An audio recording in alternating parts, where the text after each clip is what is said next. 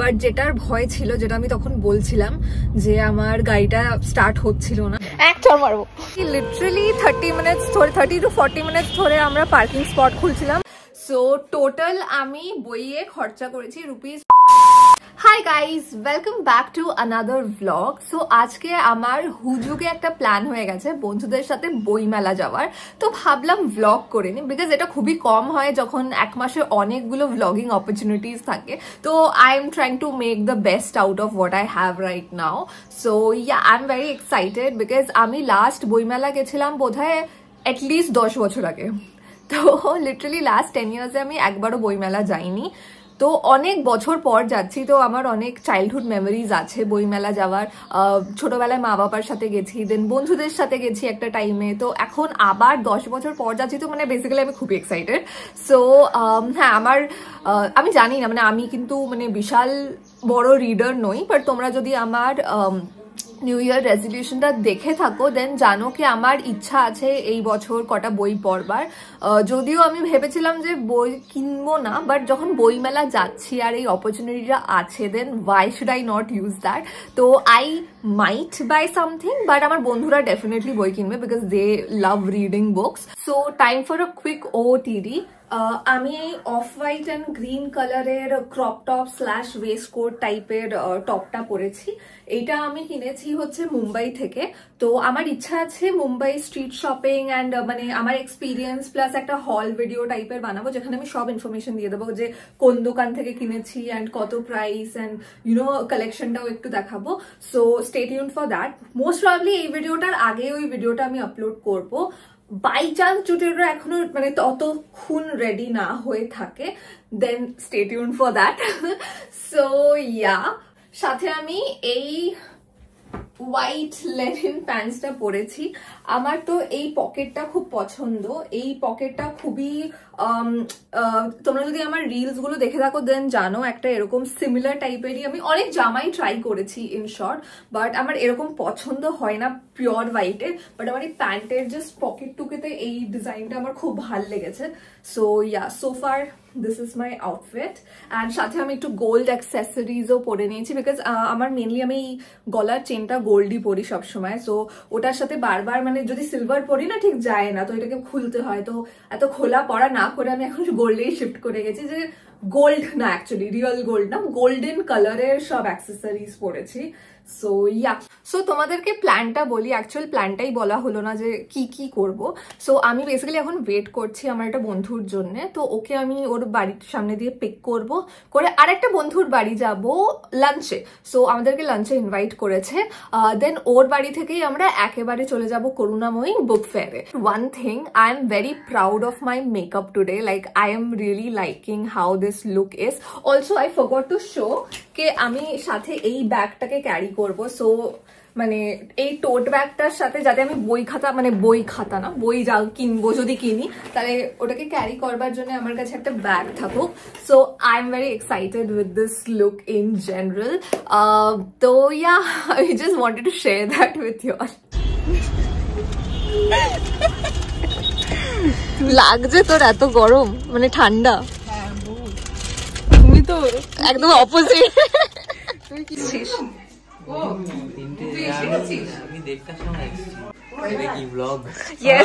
লাঞ্চে আঙ্কেল আর আন্টি খুবই ভালো রান্না করেছিল অ্যাজ ইউজুয়াল। ভাত, ডাল, আলু ভাজা, ওল পোস্ত অ্যান্ড সাথে মাটন।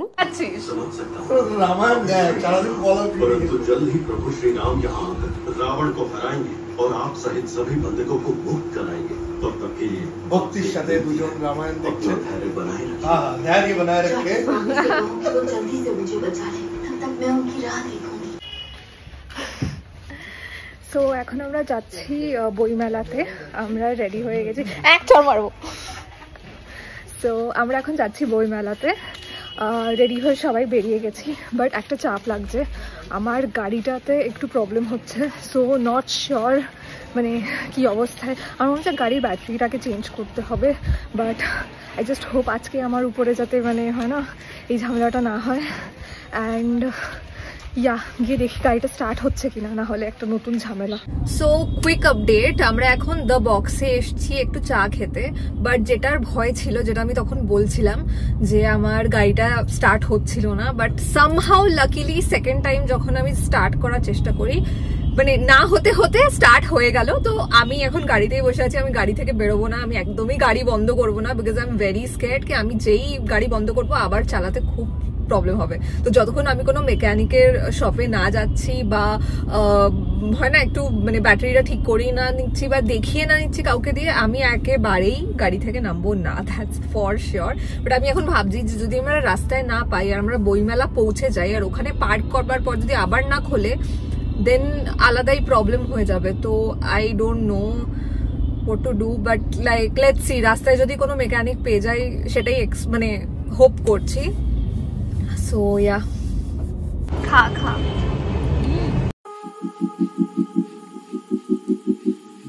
তো আমরা বেসিক্যালি আর রিস্ক নিলাম না, দ্য বক্স থেকে আমরা গুগল করলাম যে নিয়ারেস্ট ব্যাটারির দোকান কোথায় আছে, অ্যান্ড এখানে বেড়েঘাটাতেই ছিল। তো আমরা ডিরেক্টলি এখানে চলে এলাম, গাড়িটা দেখালাম অ্যান্ড ব্যাটারিটা চেঞ্জ করে নিলাম। এখন গাড়িটা আবার চলছে, so that is one good thing and I am very happy about it. So yeah এবার চলো বইমেলা যাই।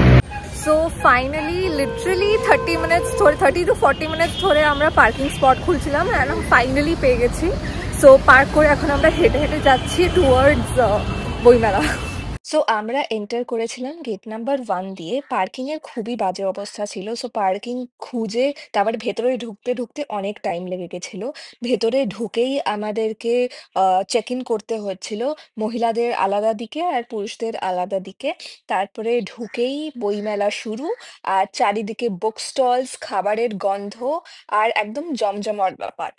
বইমেলা প্রাঙ্গণে বড় বড় বুক স্টোরসের স্টল ছিল, সাথে বড় বড় নিউজ পেপার পাবলিকেশনসেরও স্টল ছিল। সেখানে বিভিন্ন রকমের বই, ইংলিশ, বাংলা, হিন্দি, সংস্কৃত, তার উপরে ডিফারেন্ট টপিকসেও ছিল, যেমন literature, history, fiction, non fiction, cooking, art, painting, photography, film, অনেক কিছু। আমরা ব্রিটিশ কাউন্সিলেও ঢুকেছিলাম। ব্রিটিশ কাউন্সিলের ভেতরে লোকেরা নিজেদের ব্রিটিশ কাউন্সিলের মেম্বারশিপ ফর্ম ভরছিল। তো সেটাও একটা এক্সপিরিয়েন্স হলো আমাদের। আমার কোনো আইডিয়া ছিল না ব্রিটিশ কাউন্সিলে কি হয় exactly.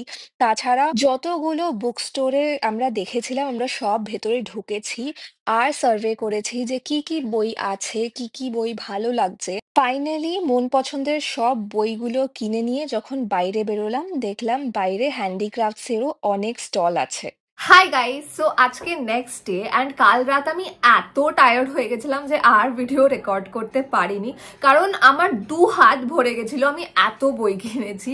So it was becoming very difficult to be honest. To give you an update, আমি 9টা বই কিনেছি অ্যান্ড আমি আমার বন্ধুদের মধ্যে সবার থেকে কম বই পড়ি। সো বুঝতেই পারছো, মানে ওখানে গিয়ে মানে আমার এত বই পছন্দ হয়ে গেছে যে আমি একের পর এক কিনেই গেছি। বাট এখন আমরা একটু ভয় করছে যে এতগুলো পড়তে পারবো তো, কেন যে আমার অলরেডি বাড়িতে অনেক বই রয়েছে যেটা এখনো আমার পড়া হয়নি, আর আমি জাস্ট আমার পছন্দ হয়েছে, আমার দেখে মনে হয়েছে আমার এটা পড়া উচিত বলে আমি কিনে নিয়ে চলে এসেছি বাড়িতে। সো হ্যাঁ, একটু আমি ভয়ে রয়েছি। বাট তোমরা যদি আমার নিউ ইয়ার্স রেজলিউশন ভিডিওটা দেখে থাকো দেন জানো আমি এই বছর থেকে আবার বই পড়া স্টার্ট করছি। তো হ্যাঁ, ফিঙ্গার্স ক্রসড, রিয়েলি হোপিং কে যাতে আমি সবকটা বই পড়তে পারি আর আমার শেলফে না পড়ে থাকে। বাট আমি একটা জিনিস রিয়েলাইজ করেছি যে মানে মোটা মোটা বই যেগুলো হয় না, যখন আমি ওগুলো কিনি আমার খুব ইন্টিমিডেটিং লাগে যে মানে এত বড় বই আমি পড়ে কি শেষ করতে পারবো। তো তাই জন্য ওই বইগুলো ইদার আমি স্টার্ট করি, একটা চ্যাপ্টার 2টো চ্যাপ্টার পড়বার পর অমনি ছেড়ে দিই, বিকজ আমার ভয় লাগে কি মানে হয় না এতগুলো পেজেস পড়তে বাকি রয়েছে।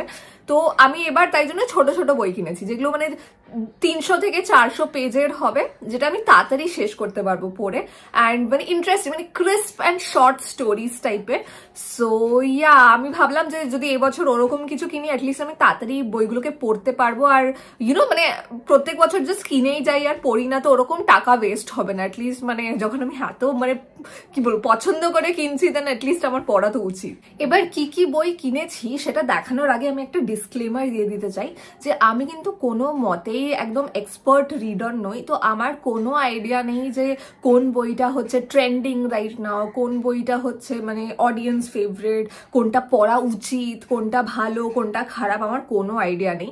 আমি আমার কিউরিওসিটি অর ইন্টারেস্ট এর হিসাবে কটা বই কিনেছি যেটা আমার মানে দেখে মনে হয়েছে যে আমার পড়া উচিত বা আমি ওটার ব্যাপারে জানতে চাই, ওই টপিকটার ব্যাপারে, তো আমি সেই হিসাবে কিনেছি। তো এটাকে রেকমেন্ডেশন হিসাবে ভেবো না, বিকজ এখনো কিন্তু আমি জানি না যে কোনটা মানে আমার পড়ে আদৌ ভাল লাগবে কি লাগবে না। মানে আমি একবার পড়ে তারপরে বুঝি কি মানে আমার পছন্দের মতন কিনা। তো মানে আমি কিন্তু কোনো বুক রেকমেন্ডেশনস দিই না, অ্যান্ড মানে I have no idea basically. So মানে এবার তোমরা আমার বইয়ের রেকমেন্ডেশন গুলো দেখে আমাকে জাজও করো না যে এই বইটা যেটা মানে আমি দেখাচ্ছি সেটা ভালো বই না, বা হয় না ওটা খুব average writing or whatever, like আমার কোনো আইডিয়া নেই। তো তোমরাও প্লিজ আমাকে জাজ করো না, আমি আমার ইন্টারেস্টের মতন কটা বই কিনেছি যেটা আমি তোমাদেরকে দেখাতে চাই। তো চলো এবার বইগুলো দেখাই। সো সবার প্রথমে যে বুক স্টোরটাতে গেছিলাম সেটা হচ্ছে বি বুকস, ওখান থেকে 3টে বই কিনেছি।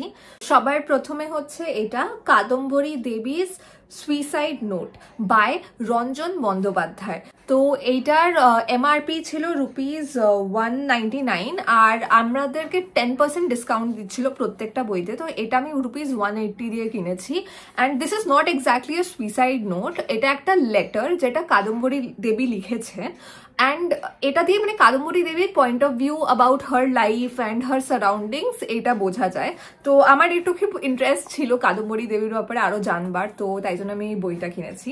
নেক্সট হচ্ছে Bhishma by Tridip Kumar Chattopadhyay.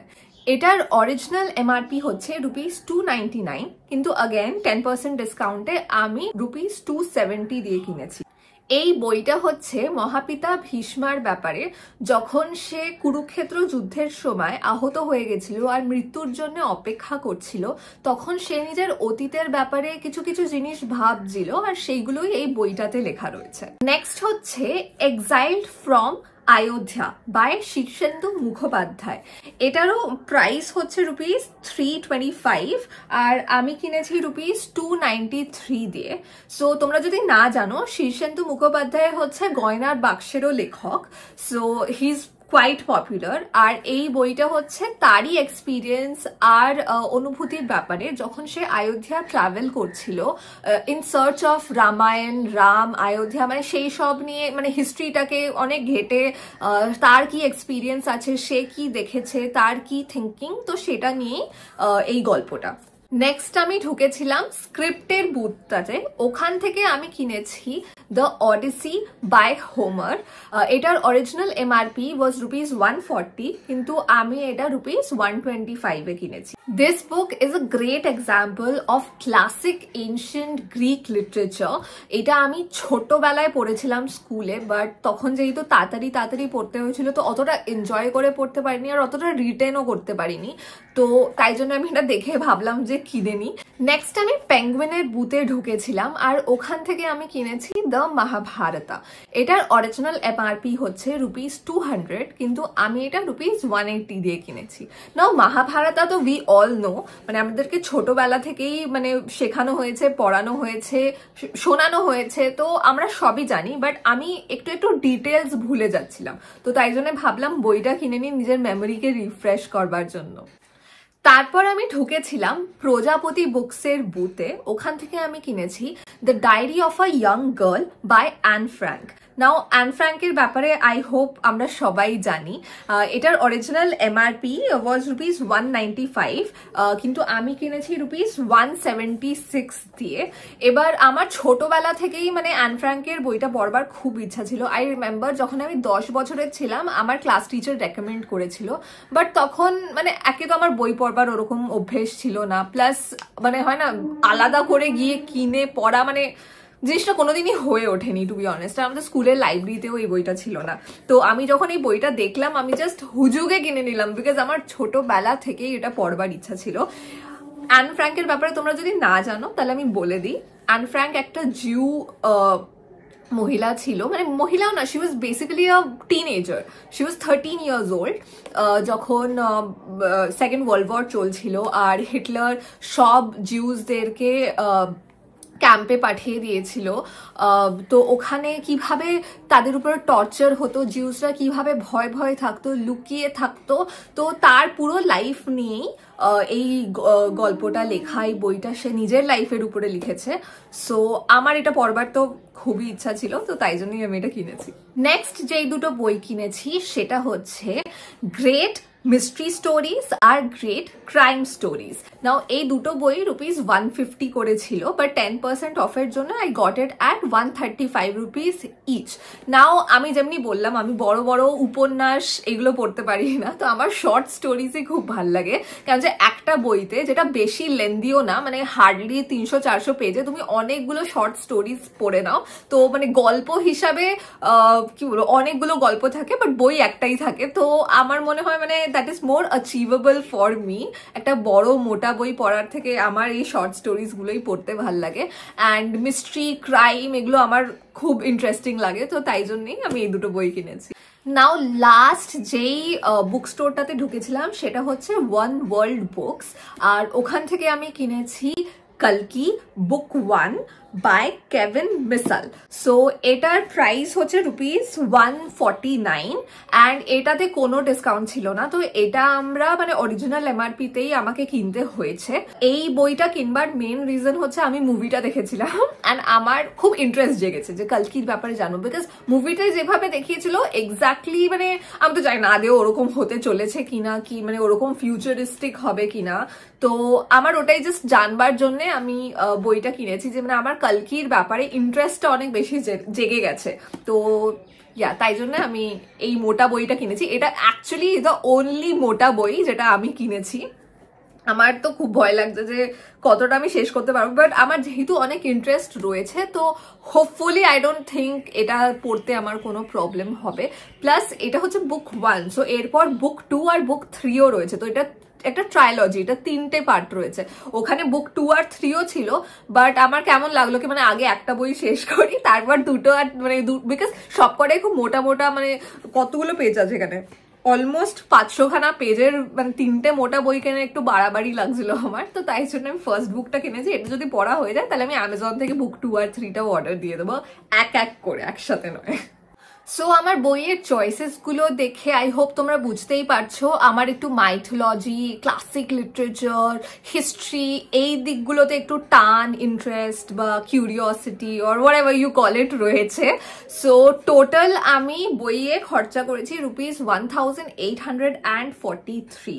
So I am really scared to be honest, because I hope আমার টাকাটা ওয়েস্ট না যায়, আর আমি মানে এই বছরে অ্যাটলিস্ট সবকটা বই পড়ে নি, বিকজ খুব ছোট ছোট, তো আই ডোন্ট থিঙ্ক প্রবলেম হওয়া উচিত, but I should have the motivation from inside, যেটার জন্য আমাকে একটুখানি লড়তে হয় নিজের সাথে। তো আই জাস্ট হোপ আমি পড়ে নিতে পারি সবকটা বই, যাতে আমার টাকা ওয়েস্ট না হয়, যাতে আমার বুকশেলফে বইগুলো পড়ে পড়ে মানে ধুলো না জমতে থাকুক, বিকজ আমার কাছে এখনো অনেক বই রয়েছে যেগুলো আমার এখনো পড়া হয়নি। তো যাই হোক, let's hope for the best, fingers crossed. And আজকের জন্য এইটুকুই ছিল। আই হোপ তোমাদের আমার এই ভিডিওটা ভালো লেগেছে। যদি ভালো লেগে থাকে, don't forget to like, comment and subscribe to my channel. See you again next time. Bye by.